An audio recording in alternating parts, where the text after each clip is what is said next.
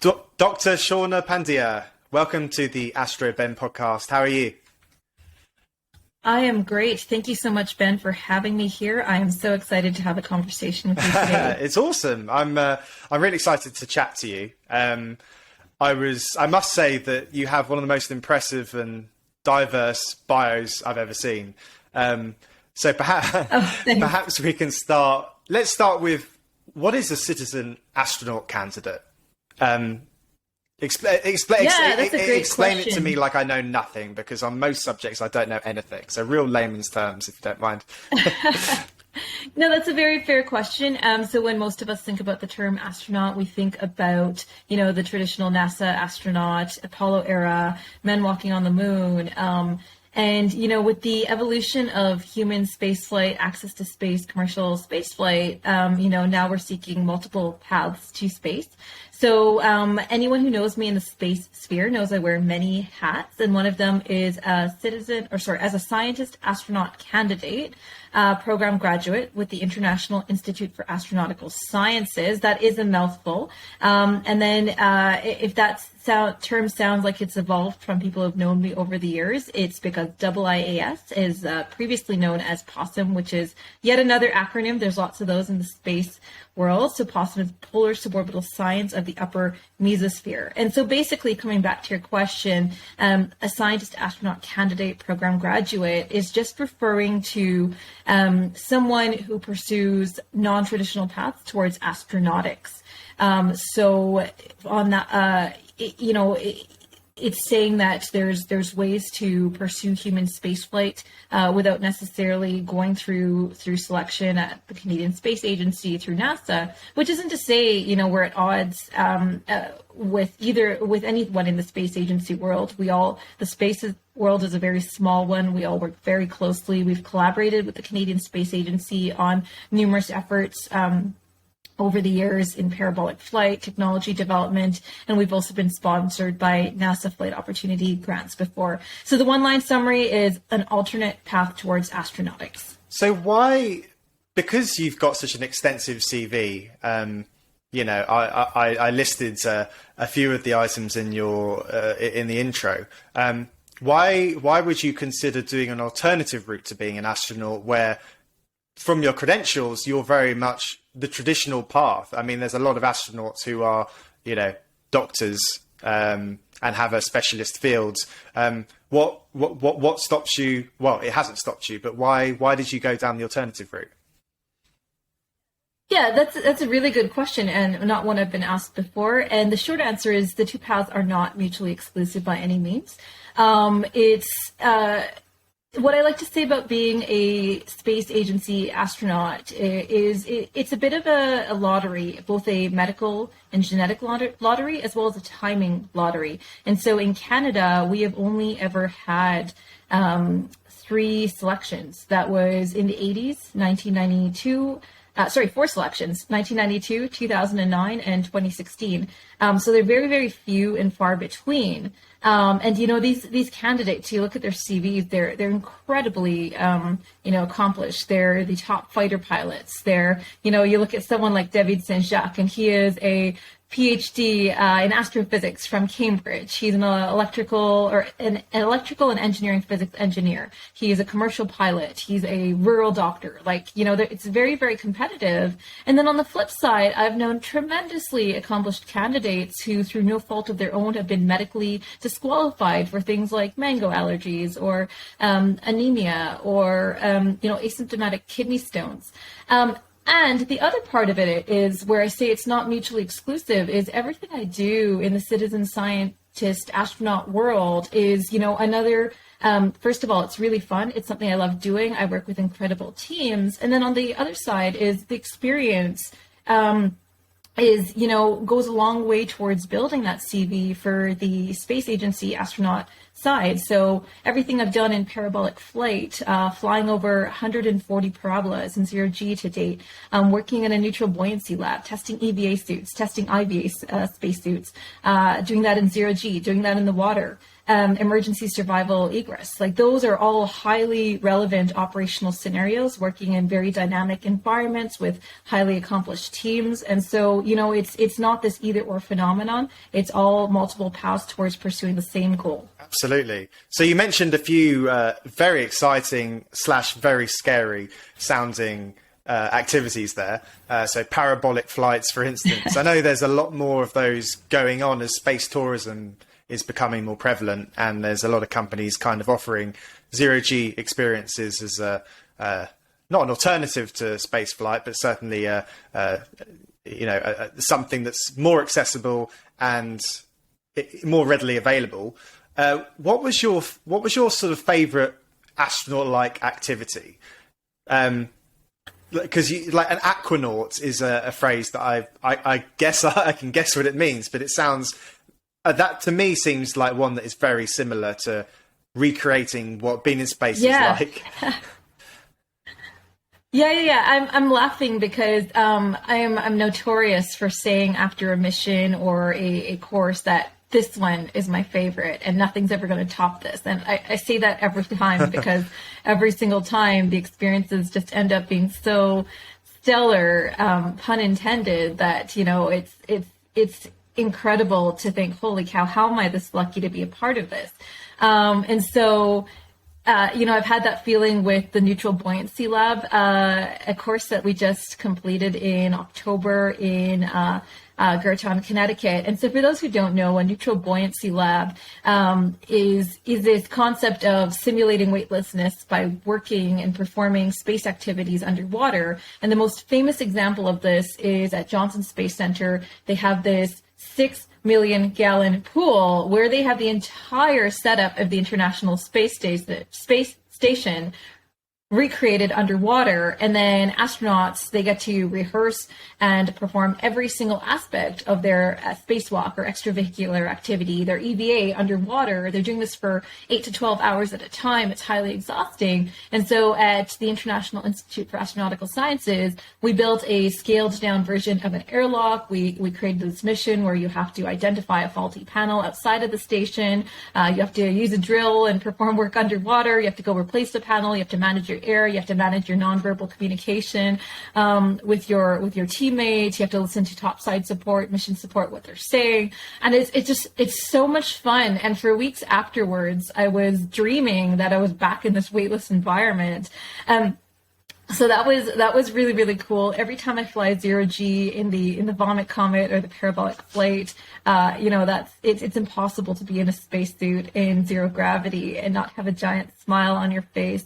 And then, of course, as you referred to, the aquanaut mission. So I laughed a little bit at that because I actually own this shirt that says same but different, and it has a picture of an aquanaut floating weightless underwater, as well as an astronaut on the spacewalk floating weightless in space.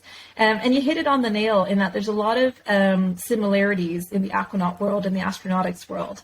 And for those who don't know, an aquanaut is someone who's spent at least 24 hours in saturation underwater, breathing the same air pressure as the ambient water pressure around them. So basically, you're at depth, you're in saturation, you have to decompress before you can join the surface air, so you don't let bubbles come out of nitrogen bubbles dissolved in your blood come out too quickly and cause a dive injury or an embolism. So that's the quick version of it. So my crew and I, in 2019, we were part of the Neptune mission. So there's another acronym which stands for Nautical Experiments in Physiology, Technology, and Underwater Exploration. And over 5 days, we lived and worked in the Jules Undersea Lodge, performing physiology, psychology experiments, as well as technology demonstrations. Our quote-unquote EVAs consisted of going through the lagoon as in teams. We would do it in the day. We would do it at night. Our commander was a former Navy Special Operations Dive commander. He knew the water like the back of his hand, and he would take us on these really, really fun dives and excursions where he would test our orientation, try to mess us up, spin us around, throw dirt in our faces, and just, test our ability to get back from wherever we were in the lagoon. And it was so fun. You really build that teamwork, that camaraderie. You're isolated. You have your own resourcefulness and your team's resourcefulness to build on. And I hope anyone listening is saying, hey, that sounds a lot like what an astronaut crew would have to do. And so that's where the tie-in comes in. It's fun. You're building those team dynamics, and then you're also kind of building your resiliency in an isolated, confined, extreme environment. What did you learn about yourself when you were doing that? Because it's not a jolly. It's really challenging, and you're obviously an extremely smart and qualified person. I think a normal person, in inverted commas, in that situation would find it incredibly stressful. Psychologically, physically. How do you deal with it? And what did you learn about yourself? Is it every time you do something like that, do you feel a little bit stronger mentally? That's a great question. I didn't find that mission challenging at all, because we, as a crew of 5, so we had 3 Americans, 2 Canadians, 4 guys, and me, and we had built that mission as a team for the better part of a year. We conceived of the science, the technology demonstrations, the co-PIs, the primary investigators, that we did the ethics approval. We did the the study proposal together, the logistics. So there was a lot of, that old adage of how teams form, norm, storm, and perform. There was a lot of that prior to the mission. So there was no part of that in the water that seemed stressful. And it was more afterwards when you're looking at, holy cow, we did that. We did, the hard stuff. The hardest stuff was before the mission, saying, okay, here are the deadlines we need to meet for getting ethics approval.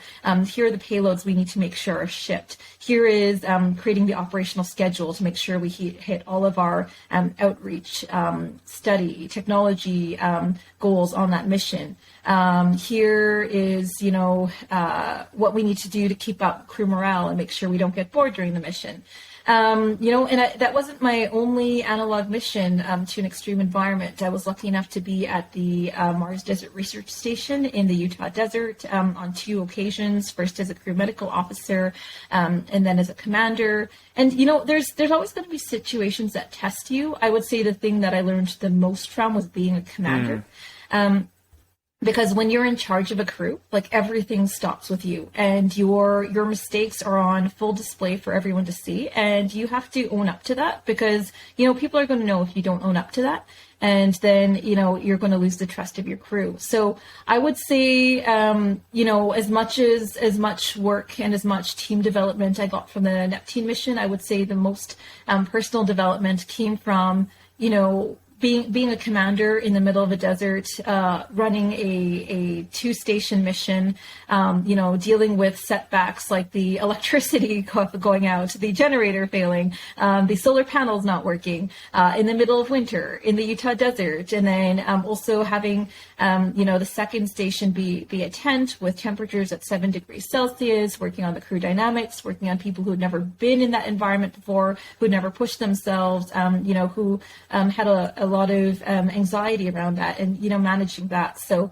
there's a lesson to be learned in every situation, and as long as you look at it as an opportunity to grow, and as your mistakes and your failures as an opportunity to debrief and do better next time, I don't think it's stressful by any means. Yeah. So and you're also a doctor.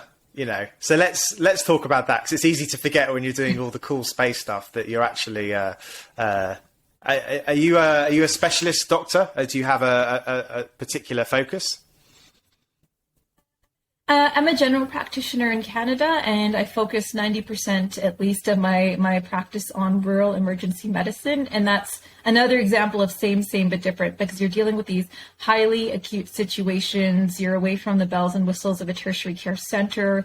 99% of the time, I don't have access to something like a CAT scanner. The more complicated blood work I may want to draw will take days to come back. So, that's another example of just being a little bit resourceful in everyday life, particularly in the era of COVID. Yeah, well, I was going to ask about COVID, actually, because I think I've done, this is the 29th episode, and I think I've only mentioned COVID a couple of times, but it seems sort of relevant here. How would you, not in a medical sense, but how do you think the world has coped with COVID? Because as human spaceflight becomes a reality and we talk about going back to the moon and onto Mars, there will be instances where there's outbreaks of various things. And you can imagine if it's a small community, there needs to be it's almost like, it's not just having the technology, but it's also having the respect of science. And how do you think the world's sort of dealt with COVID? Do you think we're on the way out of it now? No is the short answer. In some respects, I think humanity, scientists, epidemiologists, infectious disease doctors have, proven the ingenuity of what humans can do when it comes to overcoming adversity. The fact that we came up with vaccines in under 2 years for a novel virus that devastated the entirety of humanity in a shorter time, that's unprecedented. That has not been done before. And, those scientists, those teams, those are a testament to what humans can do in tough spots. I don't think we're out of the pandemic yet, because at every step, it's sort of like, leveling up. It's like we get one step forward, so the virus says, okay, well, what else can I throw at you? So, okay, you have no way of testing us. So we come up with a way of testing you, virus. So then we have no way of protecting ourselves. So then we come up with masks and social distancing and hand washing and isolation and quarantine. And then we say, well, let's take another level up. Let's get the vaccines. And now we have pills to treat COVID in specific situations that are getting FDA and Health Canada and approval in Europe. And then on the flip side, the virus is saying, okay, well, if you're going to do that, I'm going to mutate. And then there's Delta, which is extremely devastating with respect to how sick one can get. And then, we overcame Delta, or, at least survived Delta. And now there's Omicron everywhere that's highly transmissible, even seeing cases of breakthrough vaccination. So it's this push-pull. And I think, to really get the upper hand, we're going to have to be very, very disciplined as a society, as a human race, because it's limiting vaccine supply to within a single nation is like having a no peeing zone within a swimming pool. It's just not going to work. The transmission doesn't stop at the borders, so we have to have a global strategy, as well as global buy-in and adherence to global vaccination strategies. Strict infection control, lockdown, social distancing measures, as well as, mandating these vaccines.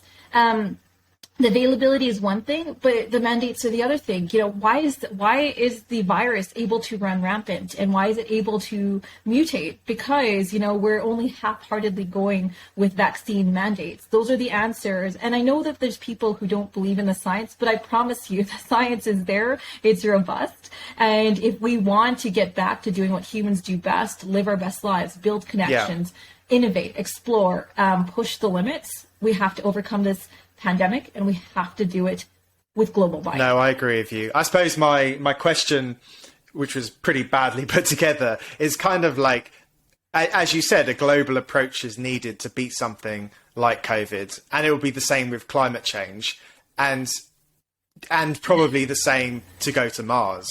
Do you think your experience with having worked in Mars simulations and that kind of thing, did that help you deal with COVID, especially when the lockdowns right at the start? Did you sort of know what routines to get into and how to deal with it sort of naturally?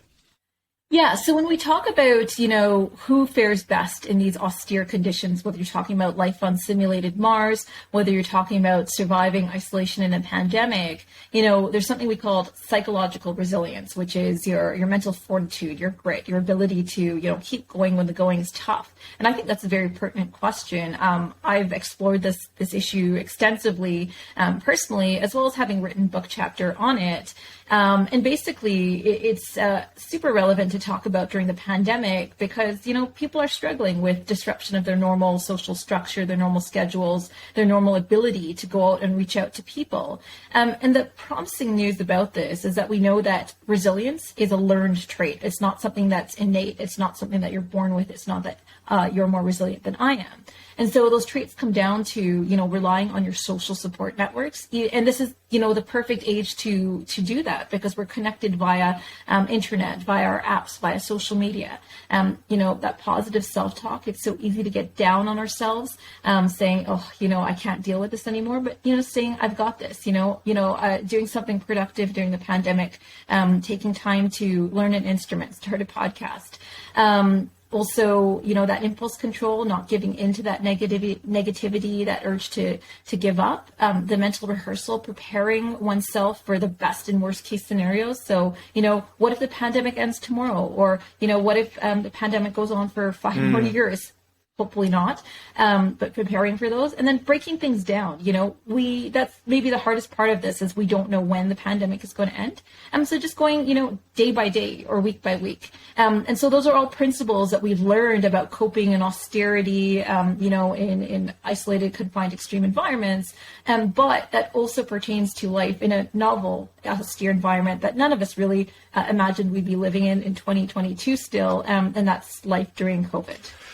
Yeah, that's very true. Very true. So you've had such a diverse career today, and you've pursued multiple career options quite often at the same time.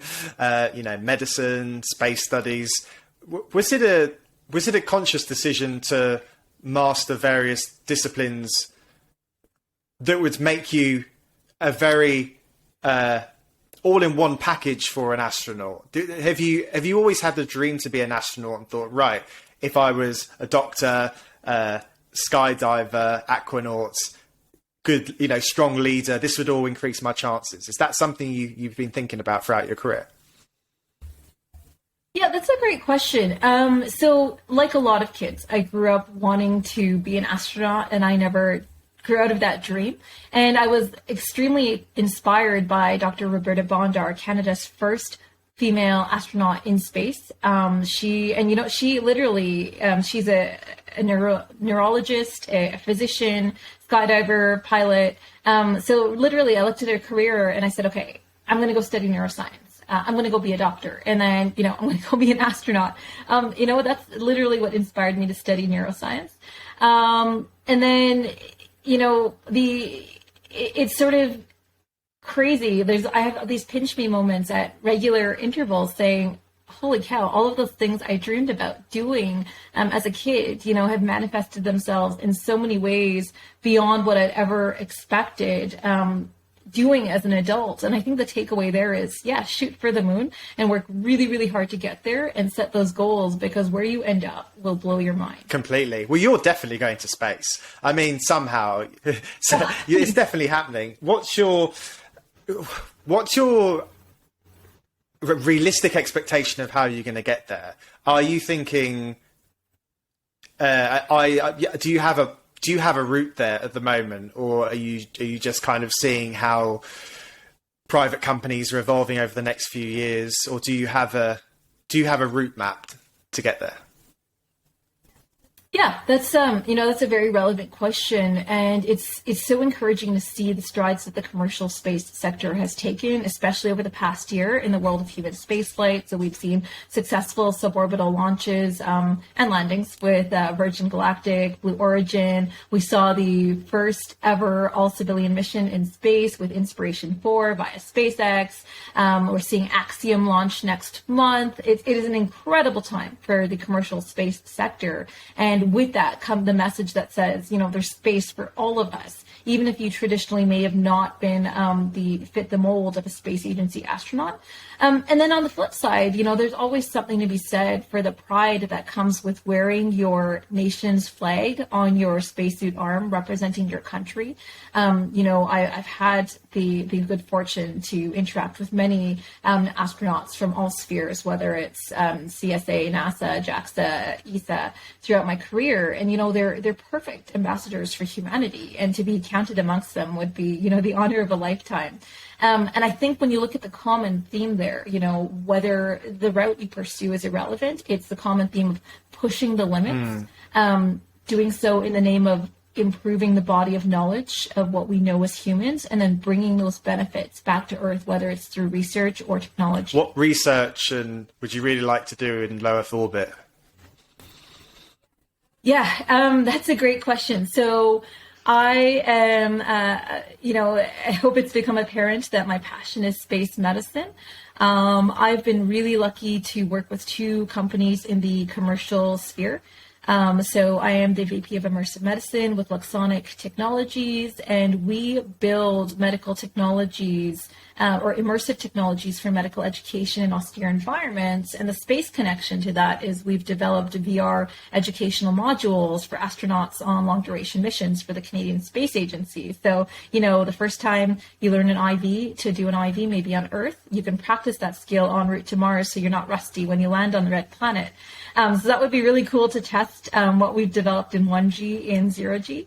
And then my other hat is as the Director of Medical Research with Orbital Assembly Corporation. And so we're building the world's first commercial artificial gravity rotating space station. So providing, gravity essentially, because we know that, 1G we do okay in microgravity. There's a host of physiological challenges that arise. So what happens when we operate at 1/3 gravity, like on Mars, or lunar gravity, 1/6 gravity, like on the moon? And so there's so much research to be done there about how bone loss changes, how fluid shift changes, how the space adaptation neuroocular syndrome changes in altered gravity. So to help build that platform and enable that research is another key goal. So what's the timeline for Orbital? Because I'll be honest, I didn't know much about it, and I've just looked at the people involved, and it's a serious operation. When can I go and stay, and how much will it cost?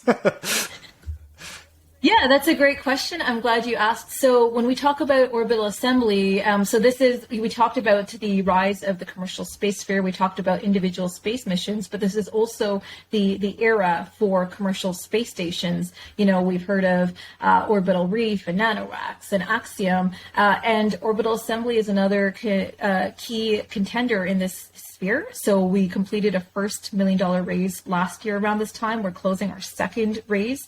So if folks are interested, they can certainly hop over to Net Capital and invest in us. We've made a lot of progress with the initial investment. We had the successful ground demonstration of our first ever structural truss assembly ring on the ground. We have roadmaps to build our first uncrewed artificial gravity platforms over the coming years, followed by scaled down versions of our crewed platforms. And then by as early as the later part of this decade, we will have an operational space hotel in low Earth orbit. So yeah, check us out. We are happy to have all comers. So that could potentially be your route to space, is to go and test the hotel. That's the plan. A lot of young women listen to this podcast. What advice would you give to them, especially? You've mentioned the importance of role models and people to look up to, and a lot of young women, young people will look up to you as an inspiration as well. What advice would you give to them to start their career? Yeah, that's a great question. So pick something you love, work really, really, really hard to become the best at it, and then act like you belong there, because you absolutely do, and don't let anyone tell you otherwise. That's good. And then a final interesting fact about you, which it is on your bio, so I didn't have to dig too deep to find it. You're also a competitive Taekwondo athlete. How did that come about, and are you still doing it? Yeah, that's a great question. So this kind of speaks to the kind of child I was, but like when I was 10, I read, Chicken Soup for the Soul, and I read about this person who had created a list of things they want to do in their life. And I was like, I'm not motivated enough. Let's create a list of things to do in my life. And one of those, it was a very, very long list. And one of those things was get a black belt in something. And then by the time I was 15, I was like, you've done nothing towards this goal. Come on, shape up. And then as a matter of circumstance, there happened to be a Taekwondo dojang right by my dad's clinic. He's a physiotherapist. So I signed up there when I was 15. And then, that started me on the path towards getting my first and then my second dan. I've been lucky enough to compete at the world and international and national levels. I've medaled at the national level and the provincial level. And, it's martial arts. I've also dabbled in Muay Thai. I've gone to Thailand to train in martial arts, Muay Thai fight camps, for several years in a row prior to the pandemic.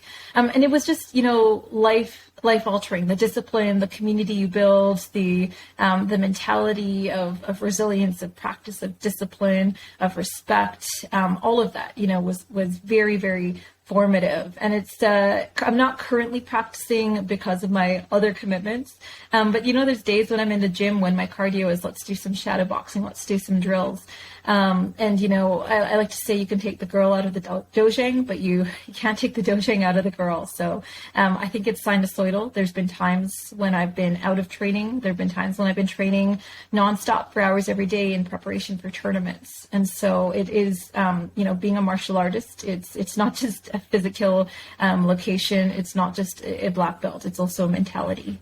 That's really cool. Well, look, I can imagine if I was on a long duration trip to Mars or stuck on a desert island, you're definitely someone I would want around for lots of reasons. So thank you for being an inspiration. It's been great to chat to you, and I'll hopefully speak to you again soon.